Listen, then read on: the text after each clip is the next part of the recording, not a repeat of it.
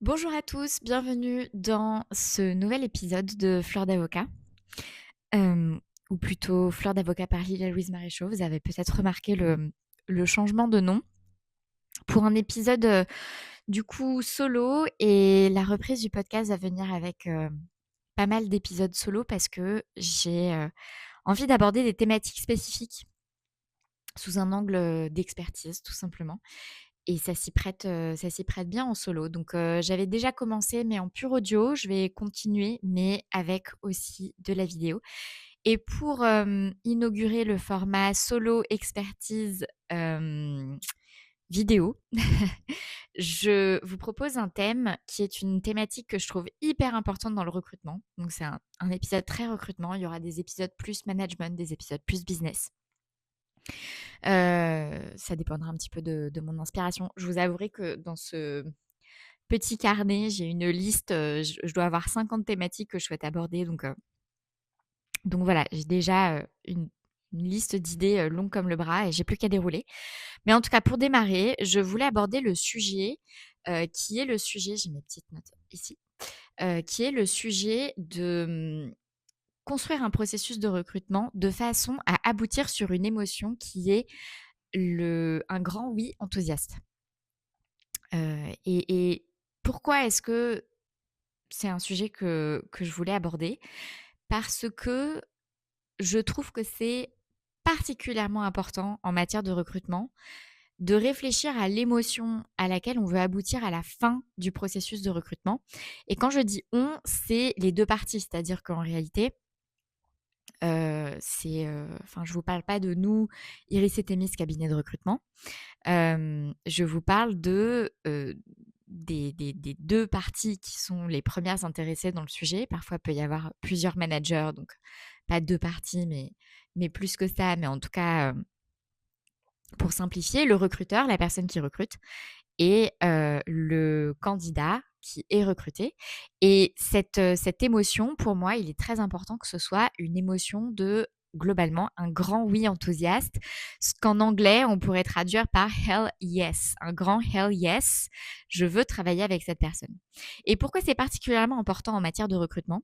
C'est particulièrement important en matière de recrutement par rapport à d'autres types de transactions, tout simplement parce que à l'issue du process de recrutement, vous avez une relation qui est une relation qui, a vocation à durer et à être assez importante. C'est-à-dire que globalement, en tout cas, nous, dans les recrutements qu'on fait, on parle de relations où les personnes sont amenées à se voir, ou au moins à se parler tous les jours, ou presque tous les jours de l'année, et ce, idéalement pendant plusieurs années. Alors pas forcément pendant 10 ans, mais globalement pendant 2, 3, peut-être 4 ans, et plus si affinité. C'est des personnes qui vont être amenées à travailler ensemble, à collaborer ensemble, et donc dans ce contexte-là, c'est évidemment important qu'on arrive à la fin du processus de recrutement sur un vrai enthousiasme mutuel quant à la perspective de passer une période de préavis, par exemple, ou autre, mais en tout cas, qu'une fois que le processus de recrutement se termine, on se dise: «Ben, je suis trop content, ou je suis trop contente, dans quelques semaines, dans quelques mois, de rejoindre, cette structure et de faire un bout de chemin, un bout de ma vie avec elle». Cette structure, cette personne, en fonction de la taille du recruteur, dont on parle. On ne trouve pas cette spécificité-là, par exemple, dans d'autres domaines, transactionnels. Je vous prends l'exemple, par exemple, de l'immobilier. Bon, mais en matière immobilière, sauf exception, il y a pas de relation une fois que la transaction est passée. C'est-à-dire qu'à moins que, vous vendiez votre maison, à quelqu'un qui va devenir votre voisin, heu, parce que, je sais pas, vous avez une parcelle, vous avez divisé la parcelle en 2 et vous allez garder la première parcelle, et juste, la personne à qui vous vendez l'autre parcelle, ben, devient votre voisin. Ça, je pense que c'est des cas de figure qui sont assez rares. Hem, Sauf exception, voilà, une fois qu'on est passé chez le notaire et que la vente définitive a été actée, chacun poursuit, de son côté. Donc cette notion de relation qu'il s'agit de bien démarrer, elle ne se présente pas, même si on espère aussi qu'en immobilier, tant le vendeur que l'acheteur sont, ravis de la transaction qu'ils ont opérée. Hem, donc maintenant qu'on a dit que pourquoi est-ce que c'était très important de rechercher cette émotion, donc l'émotion, j'insiste, j'aimerais que vous sortiez cet épisode en vous disant: «Tous mes prochains recrutements, je veux sortir sur un grand oui enthousiaste». Hem, et bien, maintenant réfléchissons à comment est-ce qu'on y arrive à ce grand oui enthousiaste. Et c'est là où on est sur une cuisine un petit peu délicate. Pourquoi? Parce que ce qui mène à ce grand oui enthousiaste réciproque, c'est la présence de la confiance.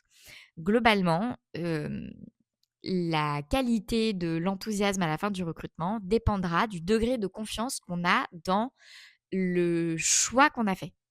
Est-ce que, j'ai choisi la bonne personne pour rejoindre mon équipe? Et est-ce que j'ai choisi, la bonne équipe à rejoindre? Est-ce que je rejoins la bonne personne? Est-ce que je rejoins la bonne équipe? Et ça selon des critères qui sont subjectifs et qui sont propres à chacun. Évidemment côté candidat, c'est la confiance de donc comme je vous disais d'avoir fait le bon choix en termes de, je rejoins la bonne équipe, je rejoins la bonne personne. Humainement parlant, ça va bien se passer.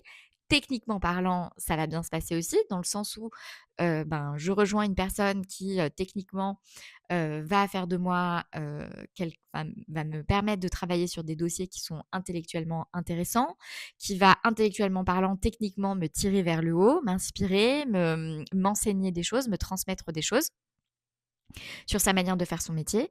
Quelqu'un que j'estime, quelqu'un que j'admire, en tout cas voilà, quelqu'un dont techniquement parlant je pense qu'elle peut m'apporter. En plus de humainement parlant, elle peut me l'apporter dans une configuration relationnelle qui sera, a priori saine, et vertueuse. Et puis au-delà de ça, bah, j'ai fait le bon choix. C'est, un job qui m'intéresse, les missions m'intéressent, les dossiers m'intéressent. Et ce que je vais apprendre, dans le cadre de cette prochaine aventure professionnelle, me sera utile, pour la suite de ma carrière en fonction de comment j'envisage la suite de ma carrière. Mais ce sera une brique de plus posée dans un parcours professionnel tel qu'on l'envisage à un instant T. Et puis côté recruteur, c'est le plaisir de travailler avec la personne qu'on a recrutée évidemment, humainement parlant, et c'est techniquement parlant le fait qu'elle réponde à son besoin fonctionnel, c'est-à-dire qu'elle a les compétences pertinentes et adéquates pour pouvoir nous soulager le recruteur fonctionnellement dans le traitement de ces dossiers où, là je vous parle d'un collaborateur, mais je pourrais aussi vous parler tout simplement d'une assistante ou d'une fonction support. Si c'est pas soulagé fonctionnellement dans la production même du dossier, ça peut être sur d'autres sujets, qui sont tout aussi importants pour la bonne tenue d'une entreprise, pour la bonne tenue d'un cabinet. Donc globalement, plaisir à travailler ensemble humainement parlant et en plus, ben, ce que cette personne a vocation à nous apporter d'un point de vue fonctionnel en termes de soulagement opérationnel puisque, je ne connais pas de recrutement qui n'ait pas d'autre vocation que de soulager une charge opérationnelle qui doit être réalisée quoi qu'il arrive. Hem Et donc globalement, quand chacune de ces parties a une confiance élevée en ces en tous ces ingrédients, eh bien, on aboutit à effectivement un grand oui enthousiaste, à l'issue de ce processus. Et cette confiance, elle se construit. C'est-à-dire que globalement, vous ne serez pas surpris d'apprendre qu'elle c'est pas forcément quelque chose qui préexiste à l'instant T, au tout démarrage du processus de recrutement et c'est quelque chose que le processus de recrutement a vocation à aider à construire. Et j'ai même envie de dire, chaque étape du processus de recrutement doit servir la construction de cette confiance. Dans le bon sens, c'est-à-dire qu'évidemment, il ne s'agit pas de la travestir, cette confiance, il ne s'agit pas de créer une confiance artificielle, par exemple en mentant sur des caractéristiques du candidat ou en mentant sur des caractéristiques du recruteur, ou en omettant, certains événements qui pourraient se passer pendant le processus pour justement ne pas perturber la confiance. Il s'agit justement de faire en sorte de servir une construction de la confiance qui soit fiable parce que cette confiance a vocation à poser les premières pierres d'une confiance qui doit se pérenniser une fois que la personne intègre l'entreprise, et donc on doit retrouver une forme de fidélité puisque sinon vous allez avoir un risque élevé de rupture pendant la période d'essai ou de départ, subi d'un côté ou de l'autre parce que, bah, en fait, la mariée était trop belle. Dans la manière de présenter les choses pendant le processus était trop beau et en fait, ça n'allait pas. Donc le processus de recrutement, il doit, comme je vous le disais, servir la construction de la confiance et ça veut dire que globalement, on va chercher à passer d'un «pourquoi pas» hem, à un grand oui enthousiaste. Pourquoi je dis pourquoi pas? Parce que, soyons assez honnêtes, les hypothèses où, l'enthousiasme est au max dès le démarrage, je ne sais pas si elles sont rares, mais en tout cas, je pense qu'elles sont moins fréquentes que les hypothèses, où l'enthousiasme est à construire. Pas forcément parce qu'on est face à des personnes qui sont, émotionnellement tièdes, de part et d'autre, mais juste parce que, la connaissance réciproque et mutuelle est pas assez, forte et pas assez présente, ce qui est quand même le cas dans beaucoup de circonstances pour qu'on soit sur une vraie notion d'enthousiasme, dès le démarrage de la relation. Côté candidat, on peut trouver évidemment un enthousiasme au maximum dès le démarrage si, par exemple, on voit passer sur LinkedIn, sur un réseau social ou peu importe, ou sur un site de diffusion d'offres de recrutement, qu'un recrutement qu'on admire recrute un avocat qu'on admire recrute. Évidemment, tout ce que je dis là est transposable en dehors de la sphère des avocats, mais je vais en rester au secteur que pour le moment je connais le mieux, qui est celui des avocats.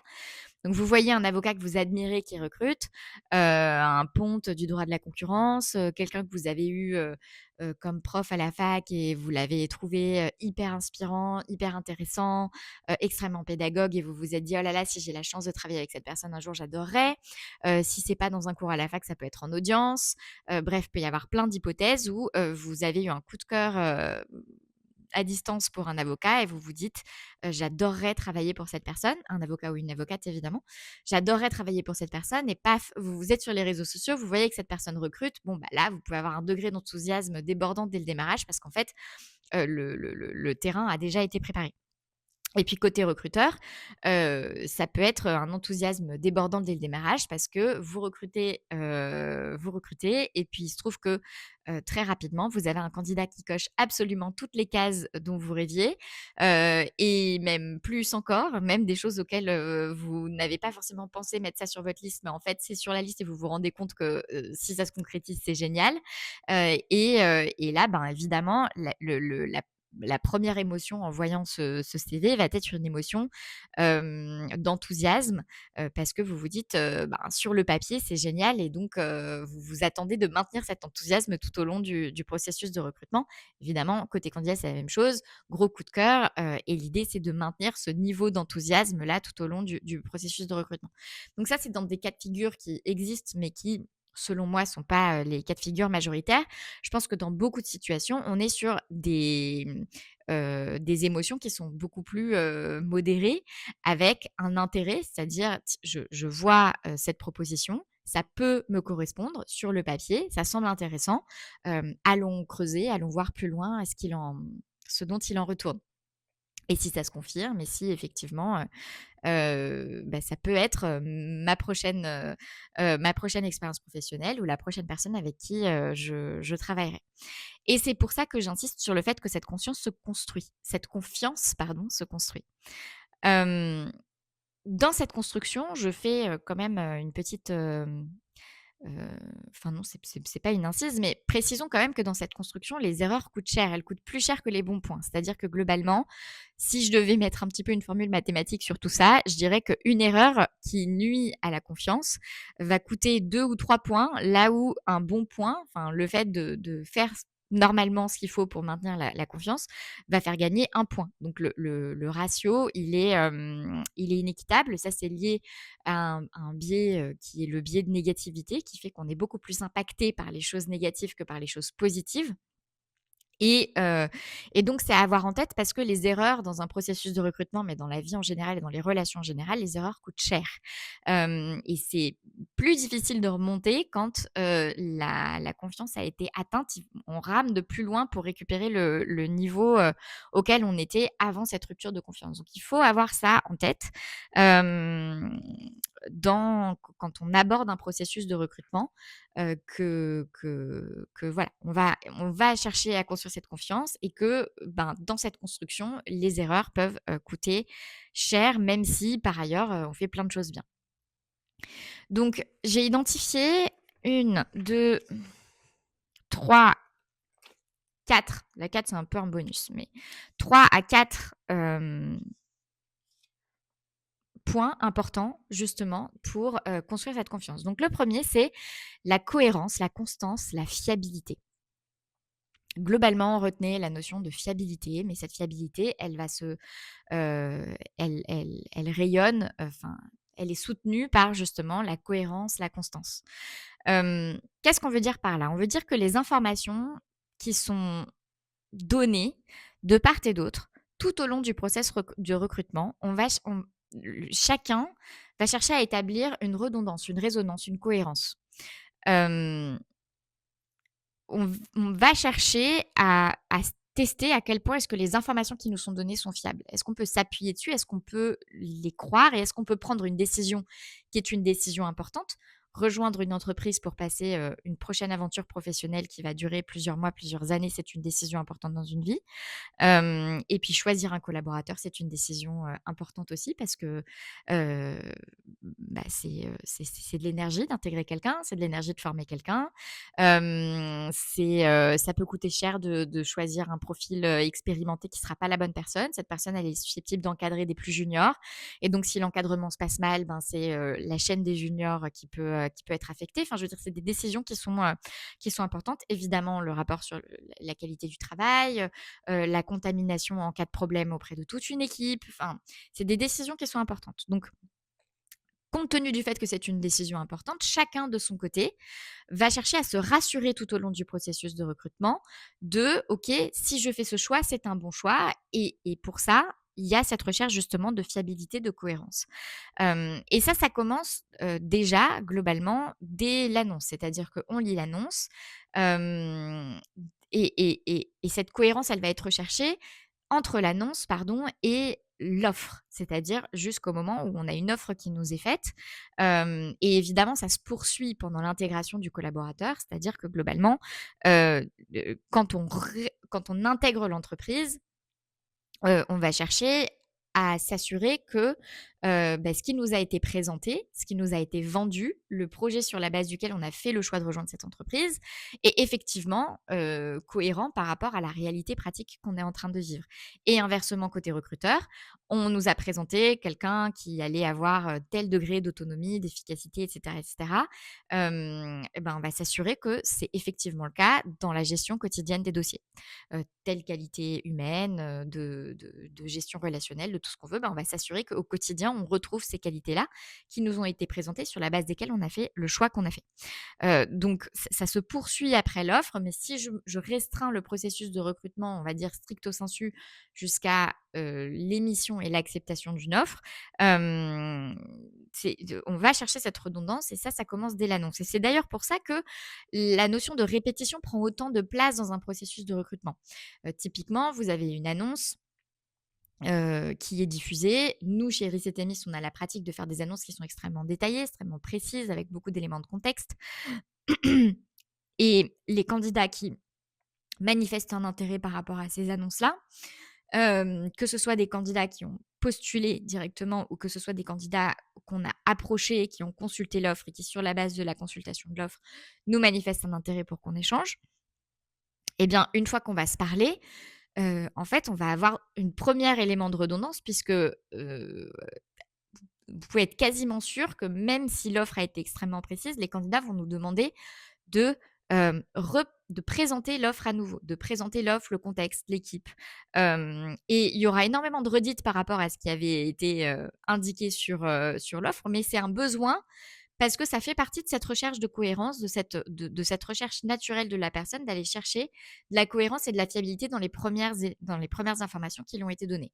Et puis mettons qu'après l'échange avec le recruteur, donc là je vous parle d'un cas de figure où on a un intermédiaire qui est un cabinet de recrutement, mais évidemment, cette étape peut être squeezée par les cabinets qui, n'externalisent pas, en partie leur recrutement. Quand vous arrivez au premier entretien, au premier entretien de recrutement, eh bien C'est pareil, répétition, répétition de part et d'autre. C'est-à-dire que le recruteur va lui, à nouveau présenter ce qui était dans l'offre. Si c'était, une offre, Iris et Thémis ou style Iris et Thémis, ben, ça va être très largement une redite de ce qui est déjà écrit, mais c'est pas grave, c'est important. C'est juste important dans le cadre de cette construction de la confiance, comme je vous le disais. Et puis inversement, le candidat va présenter, ce qui en réalité est en grande partie déjà indiqué, détaillé, étayé dans son CV et potentiellement aussi dans sa lettre de, couverture, dans sa lettre de motivation. Et ce jeu-là, encore une fois, c'est un jeu qui ne vise que à mettre en place le contexte qui permet à chacun de voir s'il y a des écarts qui se manifestent. «Tiens, vous m'avez dit que, vous avez commencé, cette expérience en 2024, mais pourtant sur votre CV, je vois que vous avez indiqué 2023, je comprends pas». Hem, ou au contraire, bah, vous avez juste indiqué 2024, mais ça a quand est-ce que cette expérience a commencé en 2024? Est-ce que c'était en octobre ou est-ce que c'était en juillet? Hem je vous donne des exemples comme ça, mais en fait, ce qu'on cherche à avoir, c'est de la précision. Le flou est l'ennemi de la fiabilité et c'est, tout ce qui va nous permettre de faire des vérifications, et ça commence par juste la cohérence des propos, le fait d'être fiable et qu'il y ait pas et qu'il y ait pas d'écart. Et si vous avez un deuxième entretien de recrutement, même chose, ce sera cette fois pas forcément les mêmes éléments, mais vous allez avoir des redites sur certains éléments. Parce que c'est juste cette recherche de part et d'autre de fiabilité et évidemment, tout ce qui peut être mis en place autour de ça va avoir le même objectif. Les prises de référence, une éventuelle, évaluation technique si elle n'est pas orale, qu'elle soit écrite, le fait de fournir des écritures, des éléments comme ça vise purement et simplement à s'assurer de: «OK, vous nous dites que vous avez beaucoup travaillé là-dessus, bah, est-ce que vous pouvez, nous produire, un jeu de conclusion ou une consultation que vous avez rédigée sur le sujet?» Anonymisé évidemment, mais pour qu'on puisse, appréhender, bah, votre approche, votre style rédactionnel et cetera. Donc on est dans, tous ces éléments périphériques dans le cadre du process de recrutement qui sont mis en place, ils n'ont vocation qu'à, créer de la fiabilité dans les informations qui sont transmises. Hem La rupture de confiance, elle intervient quand on a des écarts. Donc, je vous donne un exemple dans le cadre d'un recrutement en droit social qu'on a réalisé.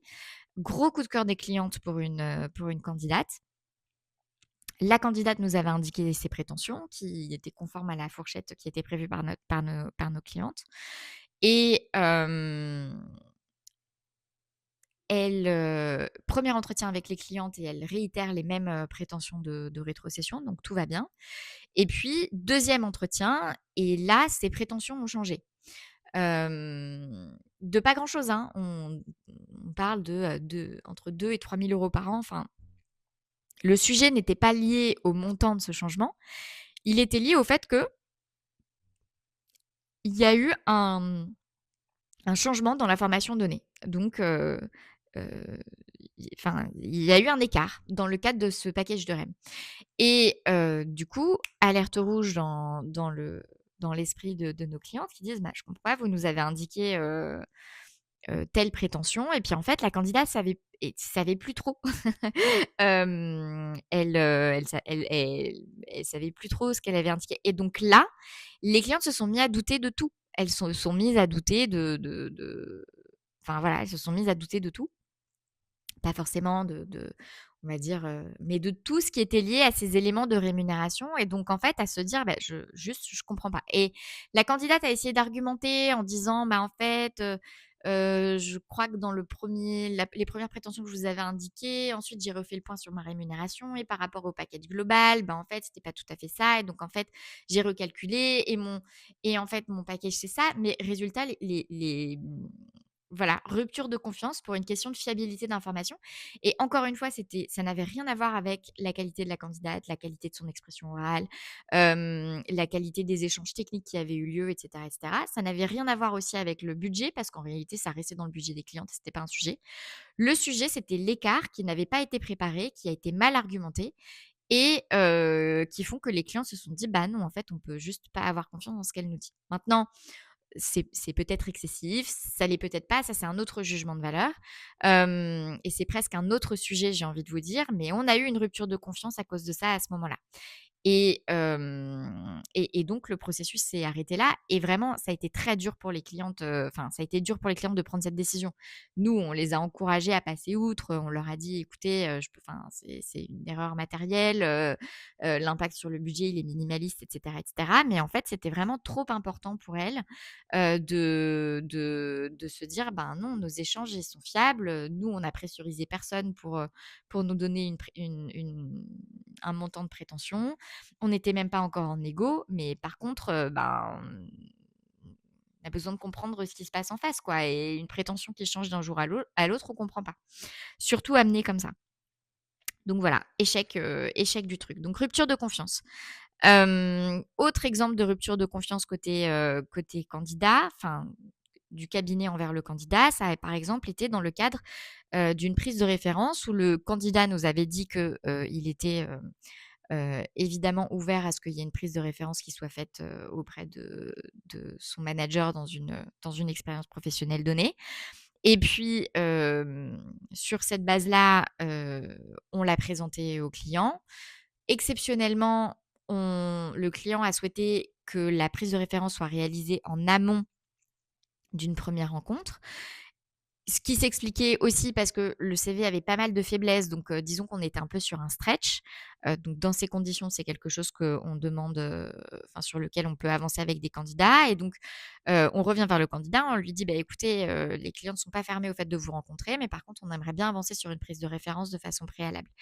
Et là, c'est pas que la réponse a été: «Ben écoutez, moi ça me met mal à l'aise de mobiliser mon réseau avant une rencontre, donc bah, très honnêtement, dans ces conditions, je suis pas sûre de poursuivre le processus de recrutement». Il y a eu une attitude bloquante dans le cadre de cette prise de référence, c'est-à-dire, bah, en fait, je me souviens il disait: «Je me souviens plus trop qui était mon interlocuteur dans le cabinet, je n'ai plus ses coordonnées, vous pouvez» il nous a donné le numéro du standard du cabinet sur Google, enfin bref, n'importe quoi et donc globalement, on a compris qu'on était sur une attitude bloquante et donc bah, nous, on a perdu confiance et puis évidemment, enfin là, pour le coup, on n'a même pas négocié avec le client, on a dit: «Écoutez, on va pas avancer avec ce candidat parce que déjà qu'il y avait des faiblesses sur sa candidature. Là, on a une attitude, qui est clairement, assez immature dans le cadre de cette demande de prise de référence à laquelle initialement il ne s'était pas opposé et même, à laquelle il s'était montré, tout à fait ouvert. Donc, problème de fiabilité, on s'arrête là. Évidemment, tout ce qui va relever d'un non-respect d'un engagement, ça, c'est un non-respect d'engagement d'une certaine façon, mais tout ce qui va relever d'un non-respect d'engagement vient nuire à la confiance. Je vous adresse, mon CV, demain au plus tard, le lendemain passe, le CV n'est pas, adressé. Je vous dis CV, mais ça peut être n'importe quoi d'autre. Il y a même pas un petit mot pour dire: «Écoutez, j'ai été débordée par un dossier, j'ai pas pu m'en occuper aujourd'hui, je suis vraiment désolée, mais je vous envoie ça demain sans faute». Enfin bref, juste une communication qui vient créer de la fiabilité. Bon, bah, là, vous avez des pertes de points de confiance parce que, juste manque de fiabilité qui derrière, en plus, va rejaillir sur la capacité qu'on a à se projeter, dans une relation de travail avec un candidat dont on va attendre qu'il respecte les deadlines et cetera. Et l'inverse, évidemment, est aussi vrai. C'est-à-dire qu'un candidat peut perdre confiance en un recruteur pour plein de raisons. Un changement de package de rémunération sans raison prévu. Donc vous avez une offre qui indique un plancher de rémunération, entre X et Y, et puis, en fait, vous avez, alors que le candidat remplit tous les critères qui étaient indiqués dans l'offre, vous avez une offre qui est faite inférieure au plancher de package de REM qui était indiqué dans l'offre. Donc là, évidemment, énorme problème de fiabilité, qui peut vraiment être dommageable. Hem, Pareil, non-respect d'un engagement, on vous transmet les coordonnées de tel collaborateur ou telle collaboratrice ou tel ancien collaborateur si vous souhaitez, le contacter et puis en fait, c'est pas fait. Évidemment des écarts entre l'activité annoncée et l'activité présenté est réel. Ce qui peut arriver pour, des, recruteurs qui veulent se présenter comme étant un petit peu plus beaux qu'ils ne le sont réellement et qui présentent l'activité vers laquelle ils veulent aller, mais qui n'est pas encore l'activité dans laquelle, enfin qu'ils ont aujourd'hui. Et puis, ben, en fait, bon, ils ont écrit ça sur le papier, mais en entretien, ils se retrouvent à dire: «Bon, alors là-dessus, pour le moment, nin nin nin» et puis bon, bah, là, vous avez, évidemment une perte de confiance pour, faute de fiabilité entre les informations initialement reçues et les informations, ensuite transmises dans un second temps. Donc tout ce qui va relever, de tout ce qui peut traduire un manque de fiabilité, vraiment, c'est le premier point nuisible à la confiance. Ça semble d'une évidence quand je le dis, mais vous n'imaginez pas à quel point, c'est des petites blessures de confiance qui interviennent extrêmement régulièrement de part et d'autre des processus de recrutement. Vraiment, il y a pas les recruteurs qui sont plus, concernés que les candidats ou inversement. Tout le monde y est sujet. Le deuxième grand point, c'est le fait d'éviter à tout moment de refroidir la pièce. Qu'est-ce que je veux dire par là? Et c'est très cohérent avec cette logique de fiabilité et de constance, hein, d'ailleurs. Je veux dire que globalement, hem, l'objectif, c'est d'aller vers plutôt une démarche où on réchauffe la pièce, où on réchauffe la relation entre les personnes, au fur et à mesure du processus de recrutement. Soit on garde une constance, soit on réchauffe. Mais en tout cas, on n'est pas sur, hop, tout d'un coup, on a un grand courant d'air qui fait que chacun se replie sur soi, met sa petite couverture, et passe en mode, protection contre le froid. Si je devais, vous faire, un autre parallèle, je vous ferais le parallèle en cuisine, hem, avec, notamment des plats qui peuvent être un peu sensibles. Je pense à un soufflé au fromage, je pense à des madeleines. Si vous ouvrez le four en pleine cuisson et que vous avez un courant d'air froid qui, hop, s'empare du four, et bien, votre soufflé au fromage, il peut retomber et ne jamais remonter et vos madeleines, elles peuvent, ne jamais, se bomber comme il faut, tout simplement parce que il y a eu ce grand courant d'air froid qui est venu, refroidir la pièce et c'est exactement, la même chose en recrutement. Il faut éviter au maximum d'avoir des retournements de situation, qui vont être défavorables, qui vont être désagréables à l'autre partie en face. Puisque évidemment, les, retournements de situation, les changements de température, heu, ils ne sont à éviter que quand ils créent du désagrément à la personne en face. Parce que sinon, ce sera mon dernier point, si en fait vous êtes en train de créer un courant d'air agréable, là, c'est plutôt, une bonne surprise. Un courant d'air agréable et bien là, c'est plutôt au contraire le bienvenu. Hem, un retournement de situation défavorable à l'autre, ça peut être, je vous redonne cet exemple, du changement de package de rémunération. Ça peut être, bah, en fait, de faire une offre, qui est inférieure au montant.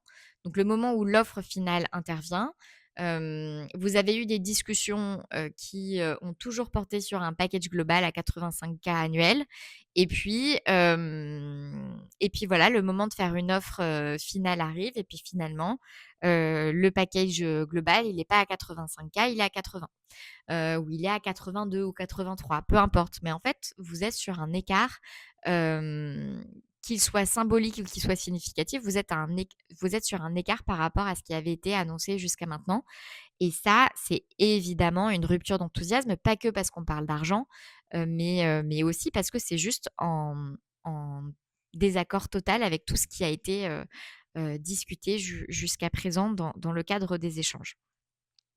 Hem, Comme je vous le disais, évidemment, quand c'est, l'inverse, ça n'est jamais un problème. C'est-à-dire que vous avez eu des discussions jusqu'à maintenant qui portaient sur un package à 85 K et puis, en fait, vous proposez un package à 88 ou à 90, le candidat, il va être trop content, et au contraire, il va le prendre comme, une extrêmement bonne surprise, quelque chose d'extrêmement favorable. Donc c'est pas, le problème, c'est quand c'est défavorable à l'autre, évidemment, comme toujours.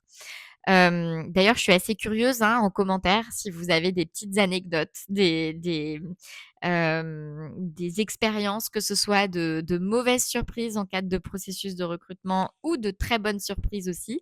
Parlons du positif évidemment, que vous les partagiez en commentaire, qu'on voit un petit peu ce que chacun a vécu, de bon et de mauvais dans le cadre de ces fameux refroidissements de pièces.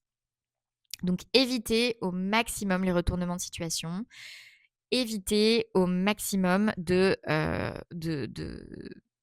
faire entrer un courant d'air froid, de refroidir la pièce, parce que c'est une énorme nuisance à la confiance et vraiment on perd des gens de part et d'autre à cause de ça.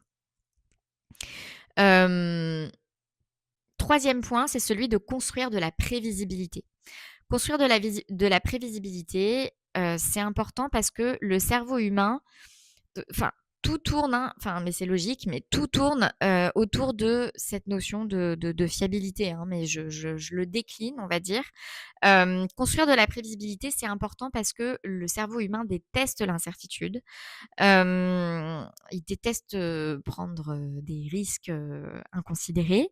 Après chacun a une tolérance au risque qui est plus ou moins grande, mais en tout cas, encore une fois et surtout pour des décisions importantes, la tendance est plutôt au fait de ne pas aimer prendre des risques et donc il s'agit d'éliminer toute incertitude et ça implique de construire cette prévisibilité et cette prévisibilité, comment est-ce qu'elle se construit? Elle se construit en communiquant énormément, le plus possible, dans le cadre du processus de recrutement. Communiquer sur, en fait, quelles sont les étapes déjà. Nous, par exemple, chez Iris et Thémis, vous avez toujours un onglet, processus de recrutement où on indique avec qui est-ce que le premier échange aura, lieu. Donc déjà au sein de l'équipe Iris et Thémis, qui est la personne, avec qui vous allez échanger en 1er lieu? Et puis ensuite, est-ce qu'on est sur un entretien, 2 entretiens, 3 entretiens chez le client? Dans le cas où il y a plusieurs entretiens, qui sera présent aux entretiens? Pas forcément qui nommément, mais ça peut être par exemple, premier entretien avec, l'associé avec qui vous travaillerez, plus un autre associé du cabinet et 2e entretien avec 2 autres associés du cabinet, ou 2e entretien avec, cette fois le collaborateur, moment d'échange, avec le collaborateur informel. Enfin bref, tout ça on l'indique. On indique s'il y aura prise de référence ou pas prise de référence. On indique s'il y aura éventuellement, soit un cas pratique, soit une demande de fournir, des jeux de conclusion ou des actes qui ont été préparés ou rédigés. Bref, tout ça, on l'indique parce que, globalement, la personne, elle construit de la prévisibilité. OK, ça veut dire que si je m'engage dans ce process et que le process avance, voilà ce qui me sera demandé au fur et à mesure. Et ça implique aussi que s'il y a une dérogation par rapport à ce qui a été annoncé, eh bien, ça doit être communiqué et ça doit être le plus communiqué en amont possible. Encore une fois, toujours dans cette logique, pas juste de communiquer sur ce qui se passe, mais de communiquer aussi sur ce qui peut arriver pour construire cette prévision. Et ça vient aussi dans cette logique de prévisibilité avec le fait donc je disais prochaines étapes, pardon, tout ce qui peut servir de communication sur les éléments de contexte. Il y a ce qu'on peut communiquer dès le démarrage dans l'offre, mais il y a aussi plein de choses qui peuvent arriver pendant le processus de recrutement et qu'il est important de communiquer soit aux candidats, soit aux recruteurs pour que chacun comprenne ce qui est en train de se passer de part et d'autre et donc construise de la prévisibilité sur les conséquences de ce qui est en train de se passer. Par exemple, en fait, le processus de recrutement est un petit peu perturbé parce que, les associés viennent d'avoir la notification que, un groupe d'associés du cabinet, en fait, quitte le cabinet et donc globalement, leur temps est extrêmement mobilisé par la gestion de la crise du départ, d'associés. Ça peut être, plein d'éléments contextuels, qui ont une incidence sur le déroulé du processus, de façon à ce que le candidat ou le recruteur, déjà que le lien soit toujours gardé, qu'il y ait pas de rupture de lien, mais aussi de façon à ce que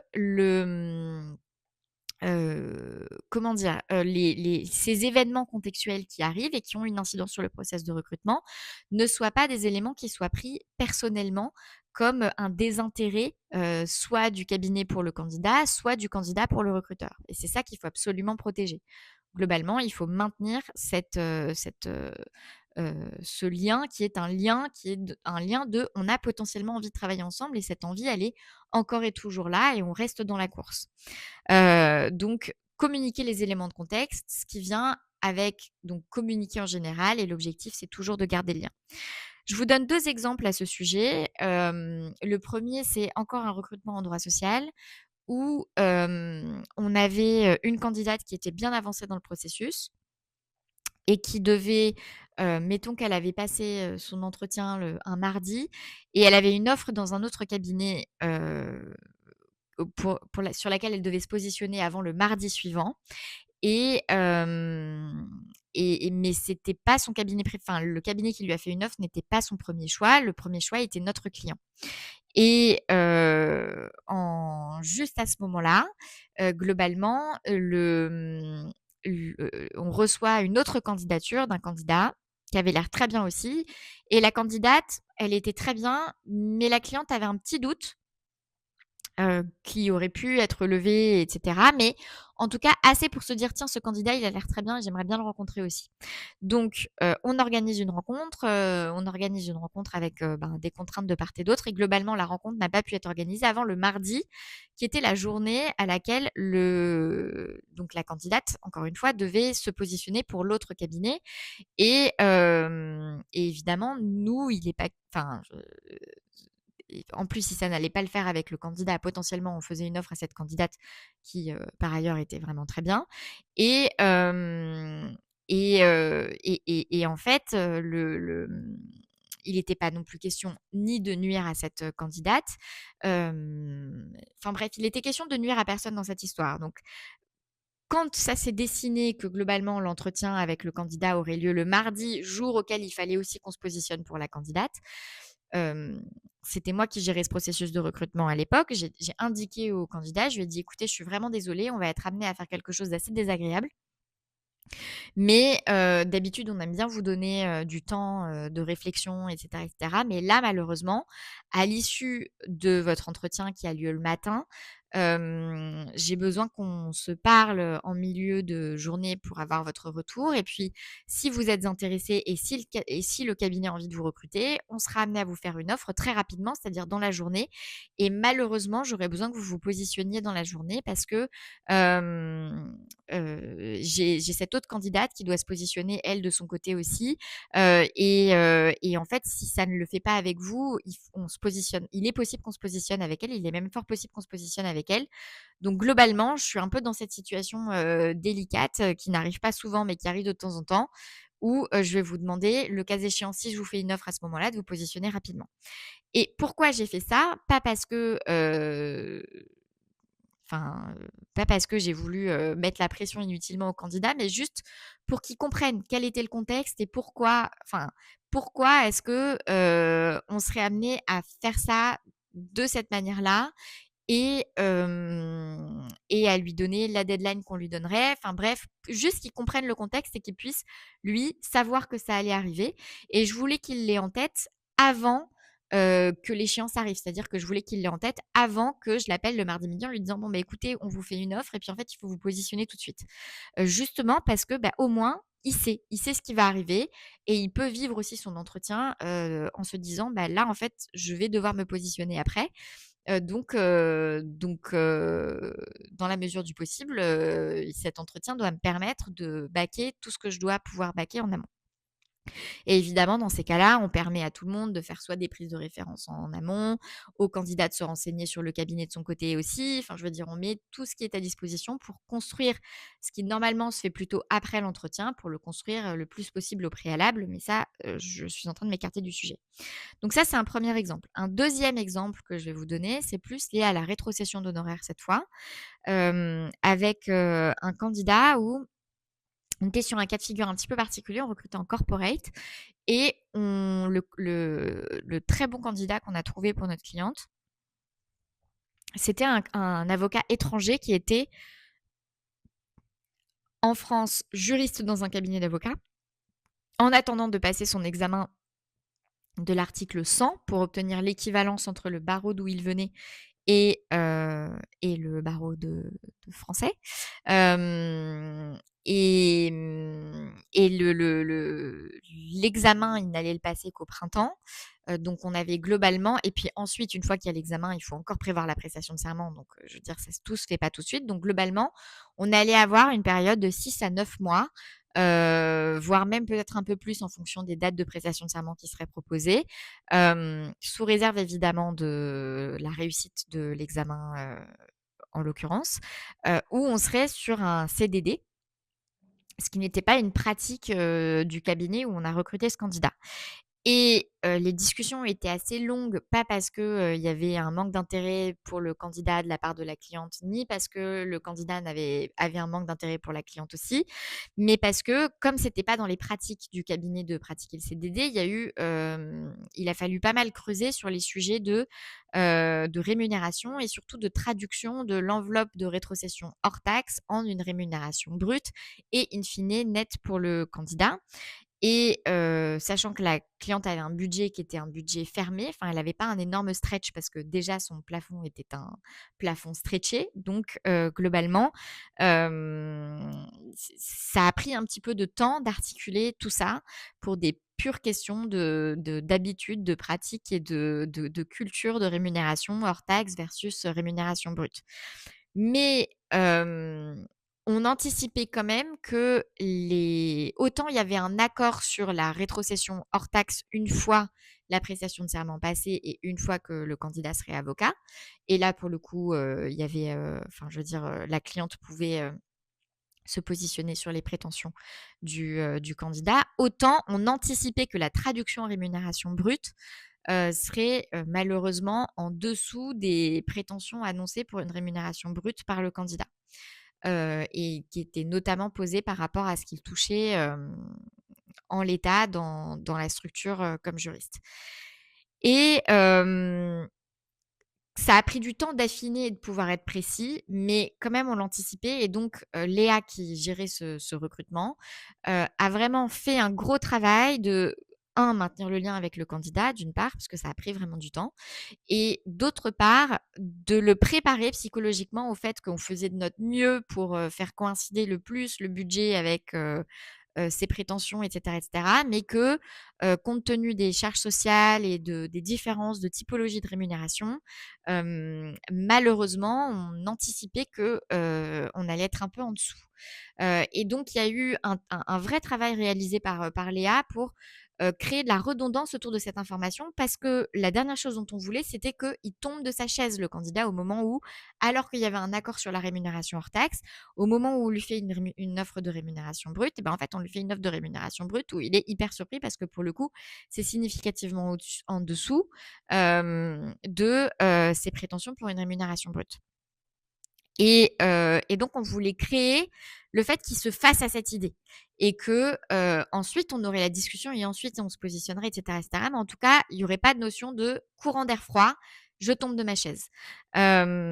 Et voilà et donc le candidat a mûri de son côté. Puis ensuite on est venu avec un chiffre qui était un chiffre, entre guillemets, «ferme et précis», avec, un chiffre plus un package global, hein, de tickets restaurant, de trucs, de machin, enfin bon bref, de tout ce qui venait dans le package pendant le cadre du CDD.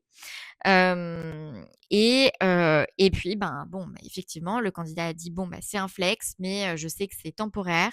Je suis hyper motivé pour travailler avec cette avocate, parce que son activité a l'air hyper intéressante et de correspondre exactement à ce que j'ai envie de faire, comme activité corporate. J'ai eu un bon feeling avec elle, le cabinet m'a fait une excellente impression aussi, je m'y vois à long terme, je vois ce que je pourrais y développer. Et donc voilà, je vais faire cet effort pendant quelques mois. Tant pis pour mes rémunérations nettes, je vais me concentrer sur l'objectif et l'objectif, je sais que, bah, c'est tant de montant de rémunération hors taxe et ça, c'est conforme aux discussions qu'on avait eues et à mes prétentions donc on y va. Mais est-ce que l'issue aurait été la même si, on n'avait pas fait ce travail de préparation psychologique et de maintien du lien? Peut-être, mais ce qui est sûr, c'est que nous, en tout cas, on augmente les chances et bon, bah, c'est quand même toujours, le sujet. On augmente les chances pour le client, et pour le candidat d'ailleurs, que le deal se fasse, en travaillant sur cette prévisibilité des prochaines étapes et de ce qui peut se passer. Donc ça, c'était les 2 exemples que je voulais vous donner. Hem 4e point, j'en ai un petit peu parlé tout à l'heure, c'est évidemment le fait de créer la bonne surprise. La bonne surprise, c'est tant une question de package, d'offres globales, et quand je dis package, je parle de conditions, je parle de nombre de semaines de repos, je parle de tous les avantages qui peuvent être inclus en parallèle de, la rémunération, stricto sensu.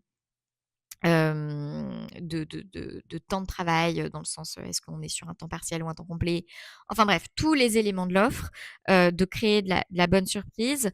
Mais ça peut être aussi et ça, c'est quelque chose qu'on voit beaucoup aussi, ça peut être aussi, une bonne gestion du timing, dans le sens où je vous invite vraiment de part et d'autre, mais ça, c'est plutôt une difficulté qu'on rencontre avec certains candidats.